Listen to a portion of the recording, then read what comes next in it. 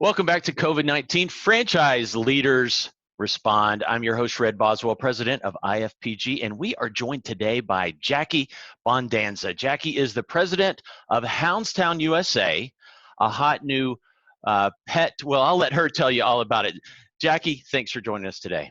Thanks for having us. Really happy that you guys are doing this and appreciate the time to talk.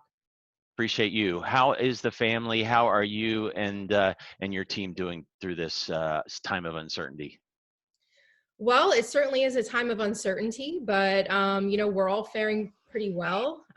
Personally and professionally, we're taking it one day at a time, of course. But very luckily for us and our franchisees, our pet care system is an essential business. We're taking care of dozens and dozens of dogs that are the pets of healthcare workers, and they're working 12, 16 hours a day. Sometimes they're out of the house for days and weeks at a time, and they need our services. They don't have other pet care. So we are very lucky that we're able to remain open and operating. So we're taking it one day at a time. We're making sure that our franchisees, of course, feel supported. But it's a challenging time. It's certainly changed our operations in a little bit. But we're hanging in there for sure. Well, I think you got us some decent clarity on what Hounds Town USA is. Anything more to put it in perspective for the listeners, those watching this? What do they need to know about Hounds Town before we talk about what you're doing to pivot, to support your Z's, and improving the process? Like Sure. where are y'all based? How many locations? Typical franchisee, that sort of thing. Okay. Yep. So we are a fully interactive pet care facility. We offer interactive daycare, overnight boarding, and grooming. We were founded in 2000. So this is our 20-year anniversary this year. So we have been around for a long time. We've seen a lot of things through our 20 years. And we have 11 locations that are open and operating right now. Around the country, or? Yep. So we've got 7 here on Long Island. So Long Island is a sold out territory for us. This is where the brand was founded. So we're New York based, New York strong. And then we've got 2 other stores in Jersey. We've got a store in Pittsburgh, Pennsylvania, and a store in Troy, Michigan. And we're slated to open another 7 to 10 around the country in Nashville and Atlanta and Philadelphia, Orlando, Las Vegas. Wow. So you are at the, I apologize for interrupting, you're at the epicenter of all this. I'm sure every one of your locations have got to have sick clients that you are just really being a blessing to in times where the last thing they can think about is taking care of their best friend, their pet, and you guys are stepping in and supporting that. Absolutely. We have a lot of customers that are nurses and doctors and EMTs and first responders. And, very quickly after this began about 2 weeks ago here in New York, we quickly rolled out a 45-day marketing plan that really pivoted to focus on supporting our existing customers and driving existing customers into the store, whereas our marketing plans previous to this had obviously focused on driving new customers in. So our marketing team had to quickly pivot, and we came up with a very specific plan to do that, to optimize the customer flow in each store. And a huge part of that is healthcare workers. So we have tons of customers who are very thankful and grateful that we are still allowed to remain open. Because they just don't have another option for their pets during this time. So at your locations, each one of them, certainly some things have changed. How are you handling, 10 people come in the door at once type of issues? Are you doing some new training around how to keep that 6 feet space? Help us understand that. So luckily, our locations are not heavily trafficked. They've got a lot of dogs in them, but there's really no more than 2 or 3 humans working in the facility at any given time. So it's very easy for us to social distance with our employees and our staff, which of course we are recommending and implementing. But when it comes to the customers coming in, customers are typically coming into the lobby. They're in our facility for no more than 60 seconds, sometimes less. They're dropping their dog off, they're handing the leash over to an employee, and they're turning around and they're going to catch a train or they're going to work. So they don't have time to congregate in the lobby. That's just not the nature of our business. So we're very lucky in that we did not really have to change any policies or procedures, other than to message to our employees and all of our customers that we are, of course, following recommendations for, sanitizing and social distancing. But we're already in the habit of sanitizing our facilities multiple times throughout the day with pet safe disinfectant. So we're probably one of the cleanest places that people know already. So we're just kind of keeping on with our our same old routines. And okay, so what about changes or improvements in communication during this odd time? Have you gone just totally virtual? Are you visiting anyone? I assume not. We're still, when all of this hit, we were actually, our onboarding team was in the middle of traveling around to, 4 sites that are in build out, 2 of them which are ready to open. Mm. So it was kind of great timing because we felt like we really needed to keep that face-to-face time with our franchisees throughout this difficult time. And I think that it was good for our onboarding staff to just kind of be able to meet with the contractors and the franchisees and just to be able to triage the situation face to face. And Um, this is like a week and a half ago? It was a couple weeks ago when this Okay. first started. Yeah. So we were in the middle of doing that already when all of this started. So we're not physically visiting the stores that are close to us, but we're in constant communication with them. Using things like Zoom or Yep. go to webinar? Yeah. Yep, we're using things like Zoom. We've always kept in touch with our franchisees. Because we're a smaller system, we have the benefit to stay in touch with our franchisees on a daily basis. So we text, we call. We're really, it's not that much different than what we've already been doing, which is great.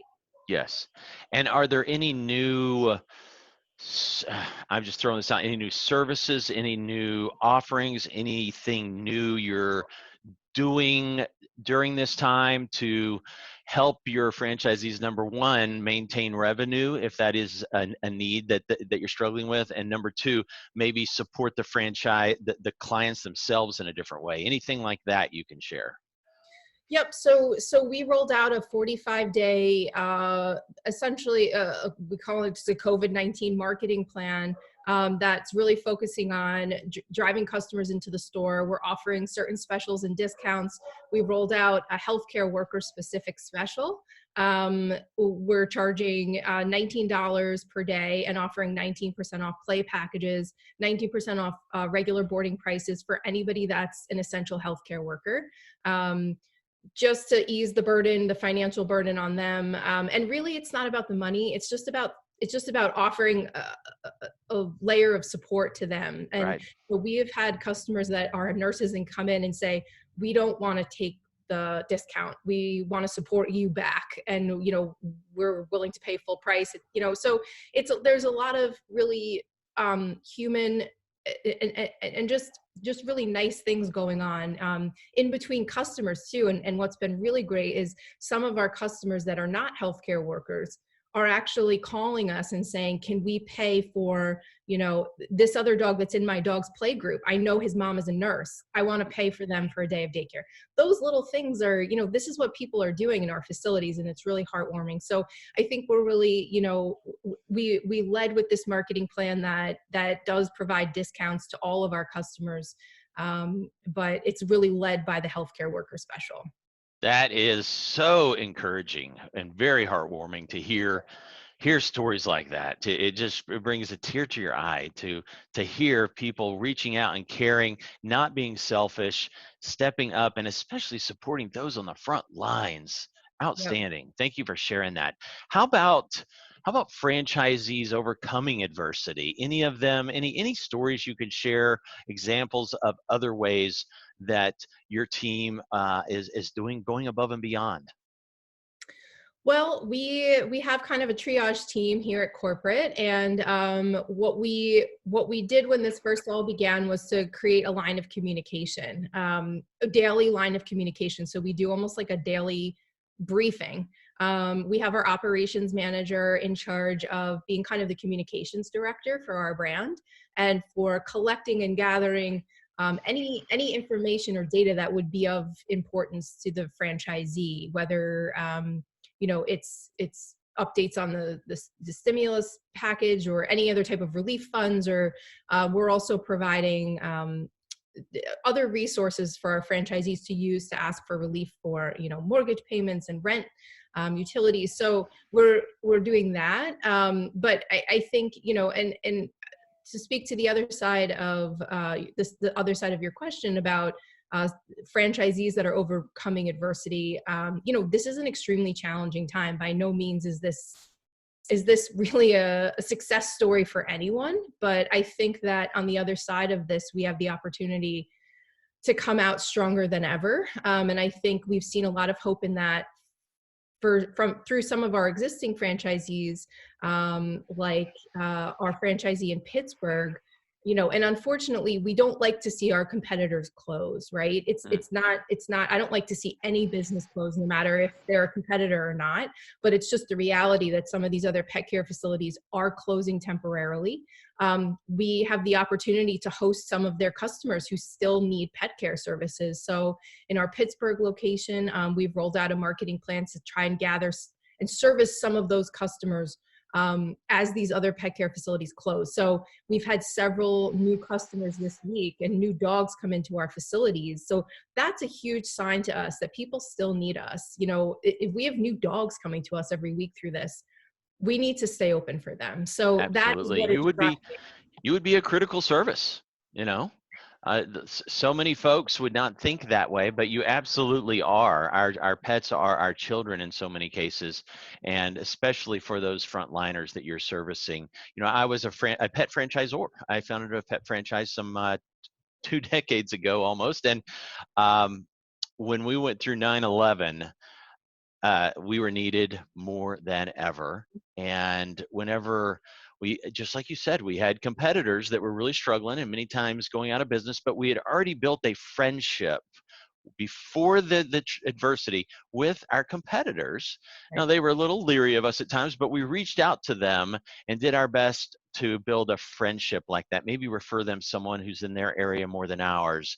And when the trials came, and some of them did need to go out of business for various reasons, they would call us and oftentimes just give us the business. And then my franchisees, being benevolent and caring, like most pet people are, they would actually say, we would love to service them, we'd love to take care of them, but we're going to give you, Mr. X business owner that just gave us your business, basically, we're going to give you part of that revenue for a while, just to show our appreciation. So that was another way just to give back and to pay it forward. Right. Yep, absolutely. We don't want to ever see a competitor close, but and we have stories of franchisees who are, a couple miles from a competitor, and they're banding together to make sure that their businesses are collectively considered essential services. So, this is great too. This is the time where people can really come together, and our competitive nature can kind of be set aside for the greater good of, everyone. Everyone's business interests and just humanity in general. So it's been heartwarming to see that balanced out with some of the challenges that we're all facing. Well, let's change directions for a moment, Jackie. Talk to us about franchise development. You came on board. You're fairly emerging still franchise. I've seen some real rapid growth recently with you guys. So no doubt there's a lot of folks in your discovery process, whether it's week 1 or week 6 or 8 or 10, however long it goes. What's going on with them? So yeah, we've had a very, very healthy pipeline for several years now. We've really, really grown over the past 24 months in particular. So we are still seeing candidates that want to move through validation. I've had several executive clearance calls this week. I think that from what I understand, people seem to be thinking that this is going to be somewhat temporary, although we can never predict what, exactly that timeline is going to be. But I think smart investors understand that there are always bumps in the road. There are always setbacks, but if we're looking at a bigger picture here, and we're looking at long term, and we're looking at 6 and 9 months from now, what is going to be a good investment for them. And, you know, the pet care industry has proved time and time again that it's a recession resilient industry. We never say anything's recession proof, Mm, but, you know, we are proof right now that, you know, our locations are still open and operating, and people are watching that. They see that. mm, And I think, you know, they're even more excited now than ever to move forward. We've talked about doing, you know, virtual discovery days until it's sure. safe for all of us to be together in one space again. So we are forging ahead, and we're implementing that strategy for everyone in the pipeline who still is interested. Have you had anyone that just said, lose my number, forget, I'm out of this, kind of ran to the hills? Any of that? No, I have not heard of any of that as of Okay. yet. I think that there are definitely people who have understandably put their search for opening their own business on hold, right? I think there are people that want to take a couple months and understand, you know, what the reality of this is, how the businesses survive, you know, what the economic landscape is going to look like. And I totally understand. I think there are different categories of people that have different, you know, different needs. Sure. And you know, certainly the amount of people who are going to be moving forward might be smaller, but we're still seeing people who are kind of forging forward. So that's a good sign for us. And I've heard from so many franchisors where, you know, folks are obviously scared and they've asked, hey, let's put this process on hold. But then with the franchisor taking that empathy, showing a caring, sympathetic mindset, understanding where they're at, and yet also continuing their role of being the advisor, the coach, the guide through this process.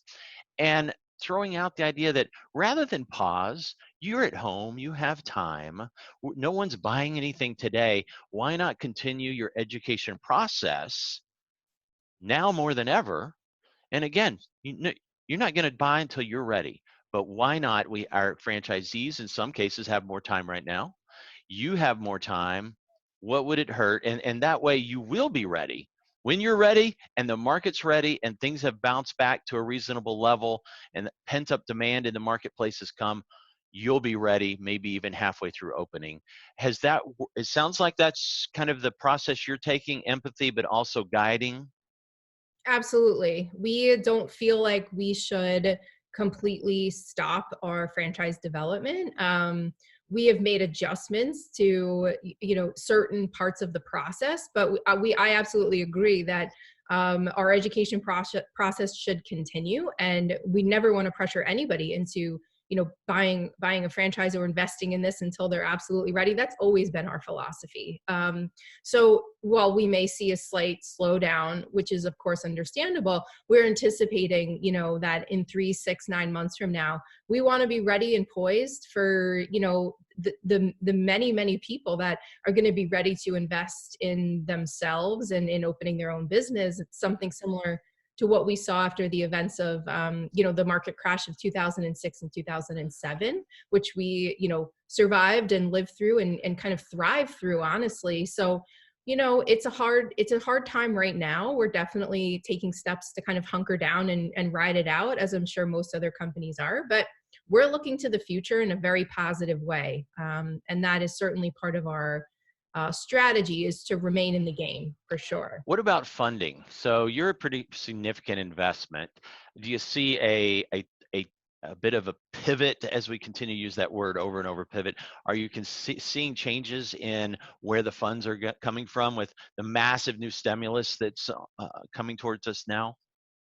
Do you mean funds for operation or investment? Both, just the purchasing of the franchise, getting it launched, getting it open, running the business ongoing.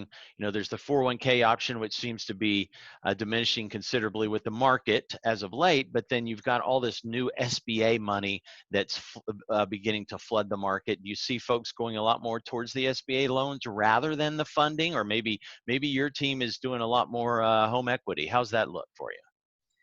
So before this all happened, we actually saw a lot of folks, you know, because our investment is not that steep. If you look at some of our competitors cost upwards of $1 million to open a pet care franchise.